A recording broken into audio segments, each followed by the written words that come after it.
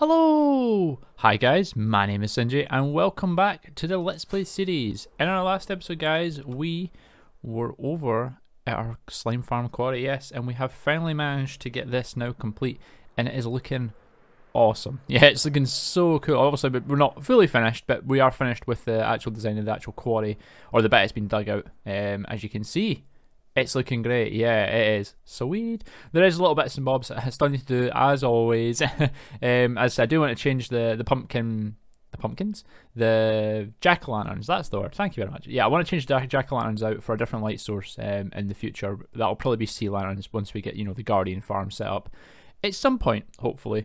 But, yeah, but that's about the only kind of real change I want to do to this in the future, just because I don't think the jack-o'-lanterns quite go with the greys and stuff, and I think the sea lanterns maybe look a bit better than they currently do. But yeah, we managed to get all the slime sort of pockets in, and it's finally finished decorated. You know, they've got the floor decorated, and it's done. All we need to start doing now is obviously building the buildings round. We want to get the crane built up, coming over, so you know you can see the slimes getting like taken off. That'll look really cool.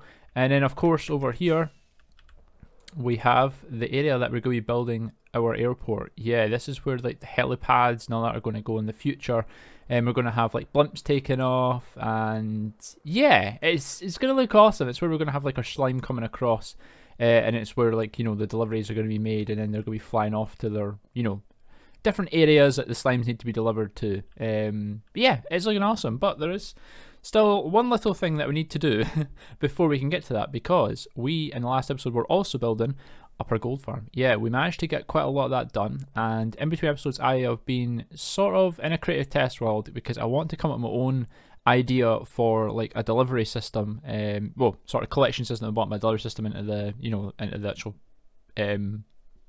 storage, thank you. I wanted to come up with a delivery system, my own delivery system, into the storage system. I could go and, you know, copy someone else, you know, I could go online and have a look, but preferably I'd like to do it myself. That's kind of how I kind of work with this. I like to do things myself, generally, or at least come up with ideas myself initially. If I have to change it, then I have to change it. That's fair enough. If it doesn't work efficiently, it doesn't work efficiently. But I've been doing that off camera. I've been thinking about it quite a lot in between episodes, and I think I've come up with something quite cool that'll prevent the farm from getting sort of overloaded on items, and it also enables us to get a lot of items going into the storage system quickly but efficiently. But anyway, we need to head over to the nether because, yeah, that gold farm ain't going to build itself.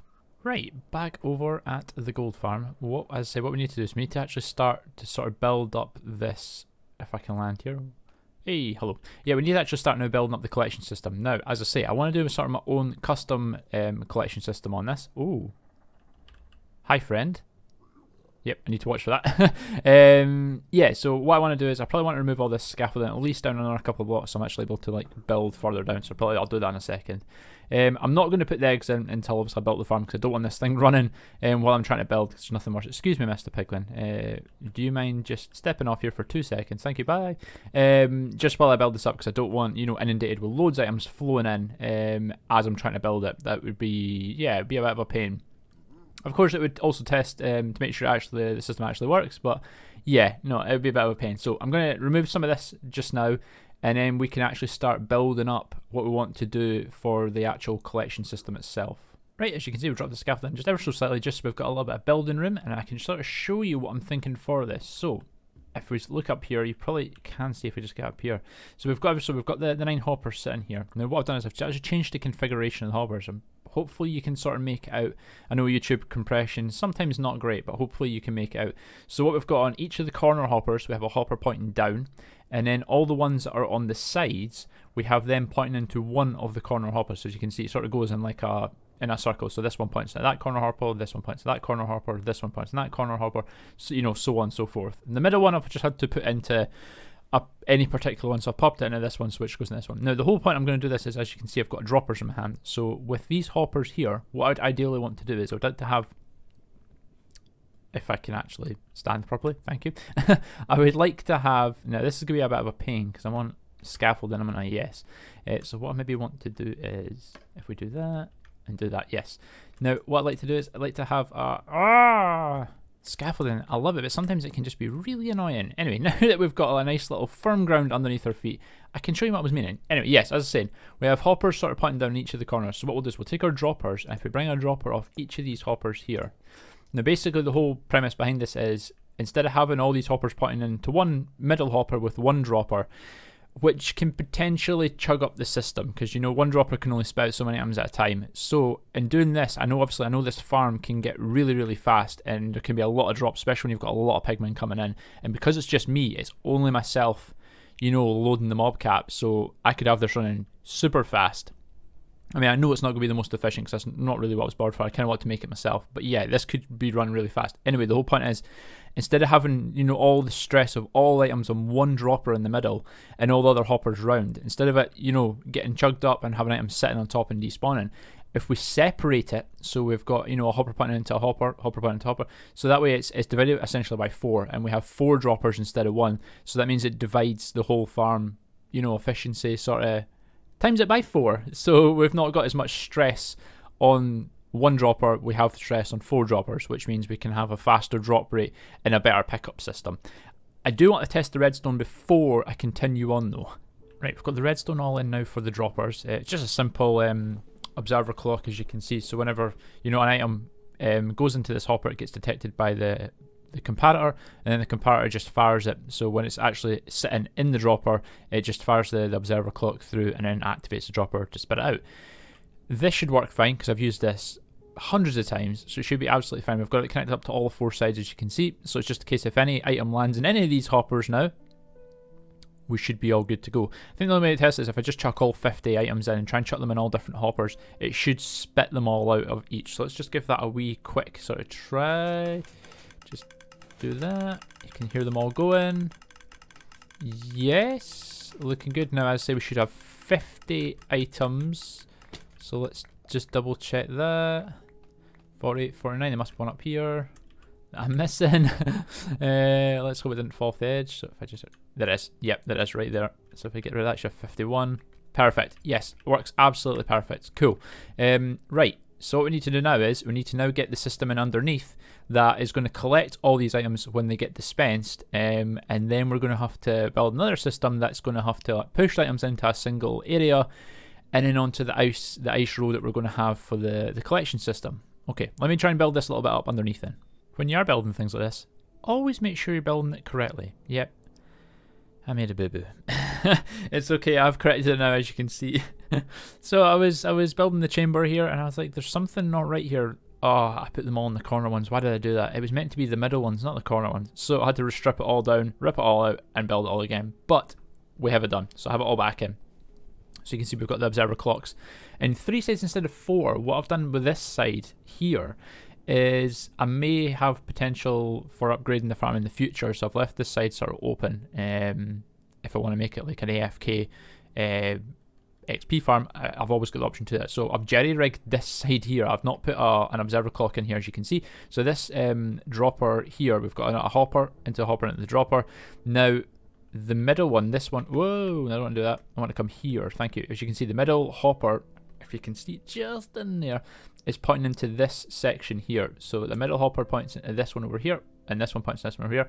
And the way this one works is, well, I'll activate the system as normal, but then I've jerry-rigged an observer off the side and going into this one. So whenever this one activates, it activates this dropper as well. So this hopper, not hopper clock, this observer clock here actually activates this dispenser and this dispenser.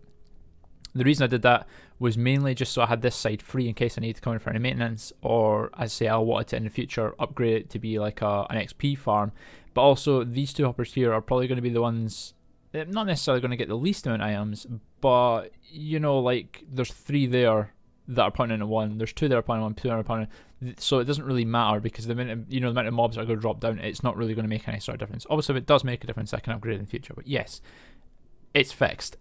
If we pop down here, you can actually see kind of, actually I'm going to get rid of this scaffolding, you can kind of see what I'm actually doing here currently. So what we've got is, we've got the single bit in the middle. If I just pop on up here, you can see, so there's our 4 droppers pointing down. Now I've got pistons on each side here, so what the items are going to do is they're going to drop down onto this glass block just here, so they'll all collect here. And then what I need to do is I need to rig up some sort of probably redstone clock to pulse these pistons maybe every few seconds, just so we've not got, you know, a giant backlog coming up. So the items will drop down, it'll pulse the pistons, which then I'll push them to this center block here.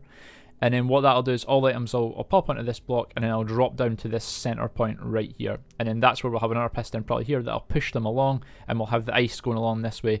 And then they'll go into the, you know, the hoppers that we're waiting down into the storage system. At least that's the plan. I still need to devise a pulsing system for the pistons above, but I also need to get the timings right, because if we have too many items coming down and then we're not pulsing the piston that's going to be standing behind me that's going along the ice boat, the ice road, then we could have a massive, you know, backlog of items that are going to end up, and I'm going to have to put some maybe a garbage at the end, so if too many items do come along, we're not chugging up all the hoppers. Or my preferred option is to come up with a different system that we can actually have like a ring road, so if the items don't go in the hoppers, they'll go round the ring road and come right back and then get pulsed again, going round, and they'll just keep going round this ice boat road sort of until they're actually able to be picked up by the actual storage system. Anyway, I need to get the redstone clock in for these 4 pistons. Right, I played a bit with a couple of different styles of clocks just used for this system, and the one that I came up with that probably is best for it is, you know, just the bog standard lethal hopper clock. It seems to work the best for kind of what I need. So if I just turn it on, actually, I've only got maybe like 5 or 6 items in it, so you can see it sort of pulses. I could fix it so all these pulse at the same time, but I kind of like the off pulse, but this will work perfect. So we're just popping down here, as you can see, when the droppers activate, the items will land on this glass block here, and then I'll get pushed into the middle. And if they do land on this, then they'll get pulled back, you know. And actually, you know what's best? Let me actually just pop some items in, and we can see it working fully. Now let's just use all the iron blocks again, that'll be easier. So let's just lob all these in different hoppers so we can see what's going on. And then let's just sort of jump down here, and we should be able to see them all. Yep, they're all dropping down, getting dispensed, and it should get pushed out and then in the middle. Perfect. And if we pop on down here, we should have exactly 48. Yes, perfect. It works absolutely great. Awesome. Cool. Right, everything is working as intended. I know I could make, you know, a bit of a better system. I don't have to use, you know, the lethal hopper clock for it, but you know what? I thought it was maybe kind of what I wanted to use personally, and that's what I'm going to do. I'm going to use it for this, and I think it works quite well for kind of what we need. Let me just actually turn this off. It should just lock them all out of place. Perfect. Right. Awesome. Right.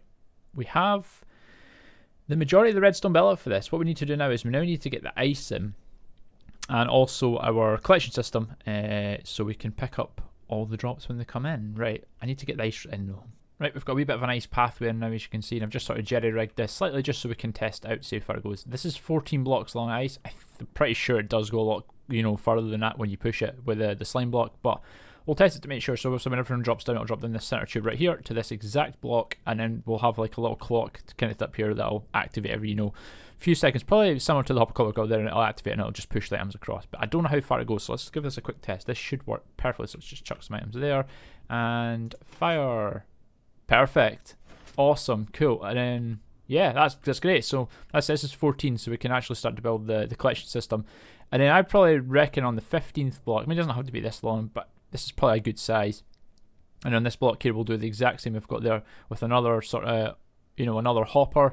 That's able to, another piston, sorry, with a slime block that's able to activate, and I'll push off in that direction, and then we'll have one maybe like 14-15 blocks that direction. I'll do the exact same thing, and then we'll do one over there. I'll do it right back to here, and then we'll just go round in a square, so then we're not losing any items, and I think that's probably going to be best, and we can have a decent sized, you know, storage. As I say, we don't have to make this 14 blocks long. I could drop this down, but we know it works. The concept is there. Anyway, I need to start building all this up anyway, and we are done. As you can see, yeah, I've managed to build it all up and get it all working.